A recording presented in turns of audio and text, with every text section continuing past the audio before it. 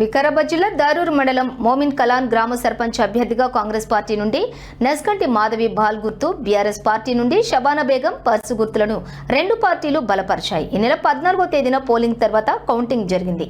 ఇద్దరి అభ్యర్థుల మధ్య తీవ్రమైన పోటీ తర్వాత షబానా బేగం గెలుపొందినట్లుగా తెలియటంతో సంబరాలు చేసుకున్నారు. తిరిగి కొద్దిసేపటికే నస్కంటి మాధవి 2 ఓట్ల తేడాతో గెలుపొందిందని అధికారులు ప్రకటించారు. దీంతో రీకౌంటింగ్ చేయాలని కోరగా కౌంటింగ్ చేస్తున్న గుర్తులను కూడా తమకు చూపించకుండా ఏకపక్షంగా కౌంటింగ్ జరిగిందని గ్రామస్తులు ఆవేదన వ్యక్తం చేశారు. మోమిన్ కలాన్ గ్రామ పంచాయతీ ఎలక్షన్ డ్యూటీలో అధికారులు ఏకపక్షంగా వ్యవహరించి నస్కంటి మాధవిని గెలిపించారని, దీనిపై విచారణ జరిపి రీకౌంటింగ్ చేయాలని జిల్లా కలెక్టర్కి వినతి పత్రం అందజేశారు.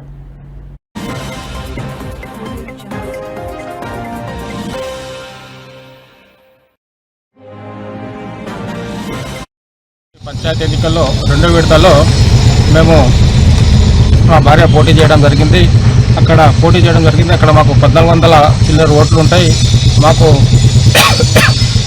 618 వచ్చినాయని, వాళ్ళకు 620 వచ్చినాయని ప్రకటన చేయడం జరిగింది. మాకు తీవ్రమైన అన్యాయం జరిగింది అక్కడ. ఎందుకంటే మేము ఆ రోజు నేను ఏజెంట్గా పోవడం, మా భార్య తరఫున నేను ఏజెంట్గా పోవడం జరిగింది. అక్కడ ఎన్నికల అధికారి మాకు ఒకసారి ఓట్లు లెక్కింపు చేసి రౌండ్లు పెట్టమంటే రౌండ్లు పెట్టలేడు. 4 రౌండ్లు చేయమని నేను డిమాండ్ చేసినాను.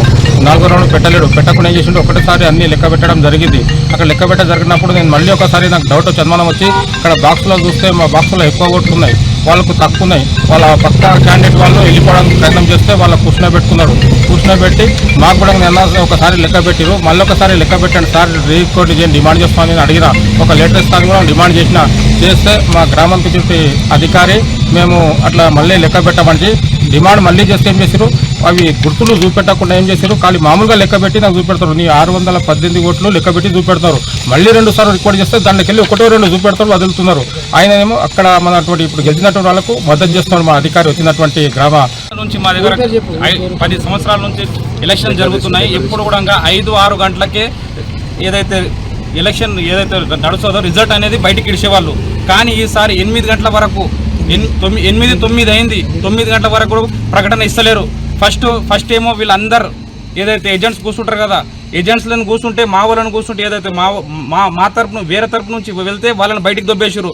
వాళ్ళు అనుకున్న లోపల కూర్చున్న వాళ్ళంట, వాళ్ళు అనుకునేది. ఇంకొకటి ఏంటంటే ఏదైతే సెక్రటరీ మేడం ఉన్నదో మా ఊరు సెక్రటరీ భవానీ మేడం, ఆమె కూడా వాళ్ళకి సపోర్ట్ చేయడం జరిగింది. లోపల నుంచి మెసేజెస్ అన్ని వాళ్ళకి బయటికి పంపడం జరిగింది. బయటికి పంపితే మాకు మేము కూడా ఆడనే ఉన్నాం, వాళ్ళు కూడా ఆడనే ఉన్నాం.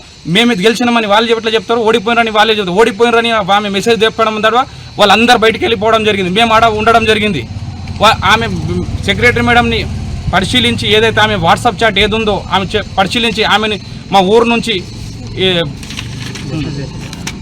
ఇది చేసేయాలని మేము కోరుకుంటున్నాం. ఇంకోటి మాకైతే చాలా తీవ్రమైన అన్యాయం జరిగింది. ప్రజలందరూ మూకుమ్మడిగా మాకు గెలిచే అవకాశాలు ఉన్నా కూడా గెలిచినాం. వాస్తవానికి ప్రజాక్షేత్రంలో